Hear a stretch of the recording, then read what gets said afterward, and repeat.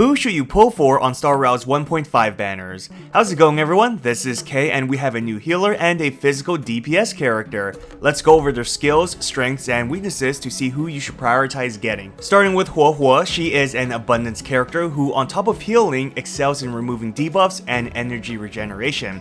Her basic attack is the typical single target attack, which she will use frequently to gain skill points. It restores 20 energy, and for damage it scales with her max HP. Her skill is a targetable healing ability that also restores adjacent allies' HP for a slightly lesser amount. This is great since it's technically an AoE heal. The skill will also remove the target's debuff. Healing scales with her max HP, coming at 21% of her HP plus 560 for the target and 16.8% plus 448 for adjacent allies at skill level 10. Her healing is quite good as most characters will have between 3 to 4k HP depending on builds. This means her skill can heal around half or so for the target if you build upon her max HP, even more so with healing bonuses.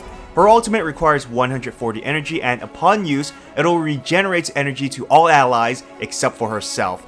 At level 10, the battery will be 20% of their max energy, and her ult will also buff attack by 40% for 2 turns. Huohuo is basically an Abundance Harmony hybrid. On top of all that, her talent is quite good. When using her skill, she gains a sacrifice life buff that lasts for 2 turns. Its duration decreases by a turn whenever she starts. If the sacrifice life is active, when a character starts their turn or uses their ultimate, she will auto-heal them. The auto-healing itself is only a few hundred HP, so it's more of a maintenance to keep health high, which means her skill is still the primary kit for healing. It will also auto-heal once for any character who has half or lower HP. The main selling point to this is that she can remove 1 debuff whenever a character is healed by the sacrifice life effect. The max limit is 6 removals per skill use, which means every character will at least have 1 debuff removed, with 2 removals to spare for ults or when a unit goes again. This is amazing since other sustains aren't as fast in debuff removal compared to Huohuo. Lynx has an AoE debuff removal from her ult, but Huohuo's removal comes from the skill and talent, which is easier to access and is more consistent since it should always be active. Her A2 activates the sacrifice life for 1 turn at the start of battle, A4 increases her debuff resistance, and A6 triggers when her sacrifice life talent heals. It will restore 1 energy to her, which helps a lot with her high energy cost. By activating her technique, it scares enemies away on field for 10 seconds, but when you attack enemies while they're scared, it debuffs their attack by 25%. For Eidolons, her E1 is very good. It extends the sacrifice life duration by 1 turn, so 3 turns in total, turning her into an SP positive unit. Additionally, the team's speed will increase by 12% while her talent effect is still active. Her E2 is a lifesaver, like literally a lifesaver. While her talent is active, if someone gets killed, they will actually survive and be healed half their health. This does reduce the sacrifice life duration by 1 turn, and the death prevention can only be used twice in battle. At E4, the lower the health a character has, it will increase Huohuo's healing from her skill and talent. And at E6, when healing a targeted character, their damage dealt is buffed by 50% for 2 turns, which really solidifies her as a healer and buffer hybrid. So Huohuo is going to be your sustain character. With her AoE adjacent healing from skill and continuous healing from her talent, your character should be in high health. What makes her a standout is her ability to remove a lot of debuffs, which will help tremendously since enemies can stack a lot of debuffs in higher difficulties, especially those damn pesky DOT debuffs that can kill your team. Not only that, she's like a Harmony character thanks to her ultimate being able to buff attack and recharge the team's energy. Now she is an SP neutral character at E0. This is because you have to activate her skill every other turn, giving you time for only 1 normal attack. This can be a drawback for SP hungry teams, especially when many other sustains are SP positive. Another huge issue is that she doesn't exactly have a strong panic button healing ability aside from E2. Bosses can deal insane amounts of damage, and if there are consecutive enemy attacks, well then you're going to die. Preservation units can lessen the damage while healers like Bailu, Lynx, and Natasha have strong AoE healing ultimates. Even Lo Cha can auto-heal with his skill, or you can use attacking ults to trigger his auto-heal from his talent to help everyone if it's an emergency. The healing is not a lot, but if you can stack multiple attacking ults, it can save the team. The best she has is the small healing when using ultimates, but unlike Lo Cha, the healing is for the individual and not for the entire party, so it can't really stack. Closest thing we have is a healing for those with half-life and lower, but again, the amount is very small. So Argenti is a physical erudition unit, so you obviously know he excels in AoE battles. Basic attack is single target, so you'll usually skip this.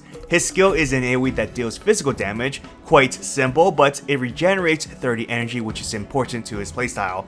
His ultimate has 2 power levels. At 90 energy, you can activate his ultimate early to deal AoE damage. Level 2 requires a whopping 180 energy, which is why I said recharge is important. His maxed out ultimate has a higher damage multiplier and will additionally deal damage 6 times, with each hit being random and scaling to his attack stats. Overall goal is to use his level 2 ultimate, so battery units like Tingyun and Huohuo is vital. The great news is that he does have a self-battery kit. Thanks to his talent, for every enemy he hits with a basic, skill, or ultimate, he charges 3 energy for himself. So obviously you want to use him for multi-target battles so he'll charge his ult faster.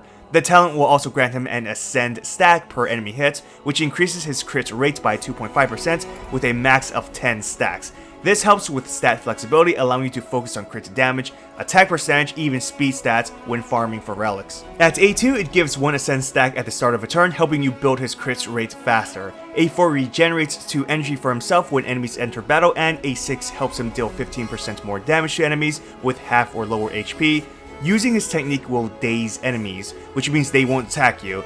Going into battle when they are dazed deals AoE physical damage and gives him 15 energy. His E1 increases his crit damage by 4% for each ascend stack, so now you get 40% crit damage on top of the 25% crit rate. At E2, it increases his attack by 40% when using his ult if there are 3 or more enemies. Honestly, it's a waste of money, don't get this. Now, if it were to say 2 or more enemies, it'll be slightly better, but 3 is 1 too many. E4 grants 2 ascend stacks at the start of battle and raises the limit from 10 to 12. Lastly, at E6, his ult ignores 30% of the enemy's defense. Honestly, a good stopping point is at E1. Now, paying all that money just for a 1-turn attack boost with a 3 enemy requirement or just getting 2 extra stacks isn't exactly worth it for normal people. Overall, Argenti is going to be a massive damage dealer with his max out ult. All supports is meant to enhance this specific attack. As mentioned, energy is a must. You'll be using his skill as it's the most effective way to self-charge with 30 energy and 3 per enemy hits. This means Argenti is less effective in single target battles. I understand he's a erudition character, they are meant for AoE, but he is competing with other DPSs who are effective for both single target and AoE battles. Now, I'm not saying he can't be used in single target situations, it's just that maxing his ult will be a bit slower, which is his main kit. With recent releases like Blade, IL, and Jinglu, who are all effective AoE DPSs already, Argenti falls behind them a bit.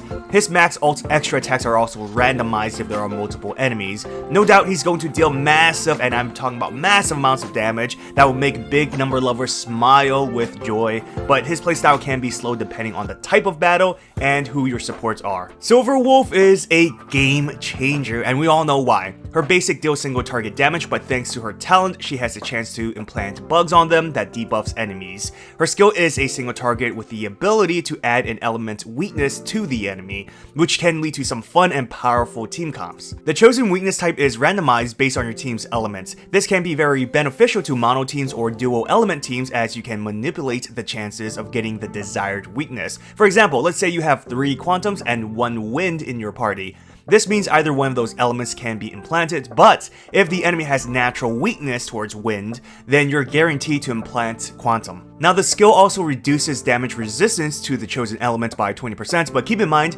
enemies usually have a resistance to elements they're not weakened to, so if a target isn't naturally weak against quantum, it likely has a 20% resistance to that element. In some cases, they'll actually have higher resistance if they specialize in a specific element, sometimes reaching 30 to 40%. Enemies with a weakness towards a specific element will naturally have 0% damage resistance, so Silver Wolf's skill just evens it out. For example, let's say an enemy has 20% quantum resistance, then if she implants quantum weakness, the enemy will have 0% quantum damage resistance. Her skill does, however, have a all-type resistance debuff that lasts for 2 turns. Her ultimate is a single target that deals damage while having a chance to debuff defense for 3 turns, helping your team deal overall more damage. Her talent creates a random bug which can either debuff attack, defense, or speed for 3 turns every time she attacks. Her A2 extends the bug's duration by 1 turn, and she can implant a bug when you deal weakness breaks on on the enemy. A4 increases the duration of her weakness implant by 1 turn, giving you 3 turns in total.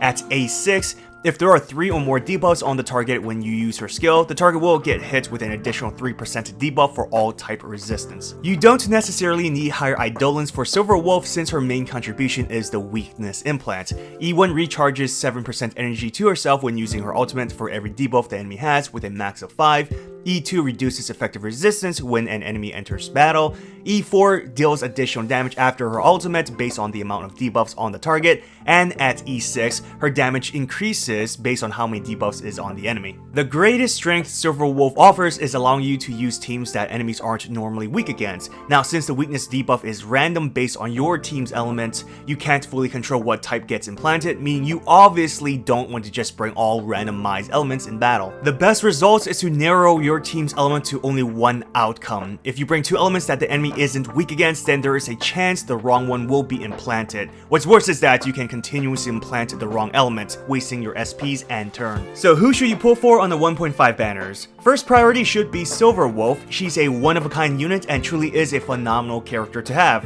Her weakness implant is obviously amazing, but she adds even more value to the team thanks to being a debuffer and an SP positive unit. Not to mention, her technique can break enemies before the battle starts. Silver Wolf gets even better as more units gets released since you'll have more tools to work with and you can form better mono teams. This means she's very future-proof, even more so than DPSs, and sustains where you can skip out on them if you already have several. She's been proven to be an asset in MOC and Simulated Universe, so go for Silver Wolf if you can, you won't regret it. Second priority is Huohuo. She's a sustained support character with a consistent debuff removal. She's a team battery and attack buffer, so if you're lacking in sustained units, she'll definitely help a lot. You'll typically use her more often compared to a specific DPS character. So speaking about DPSs, Argenti holds the least priority. He's going to be a high numbers damage dealer, but compared to Silver Wolf and even Huohuo, Argenti can be easily replaced, especially in the future. Now, if you are lacking in DPSs right now and are struggling to kill bosses, I mean, I'd still kind of recommend the other two, but Argenti can help in that situation. But for the long term, the other two holds more value. So comment down below to let me know which character you're pulling for on the 1.5 banners. Best of luck on your pulls, everyone. Don't forget to hit that like button and subscribe to my channel for future Star Rail videos. Take care.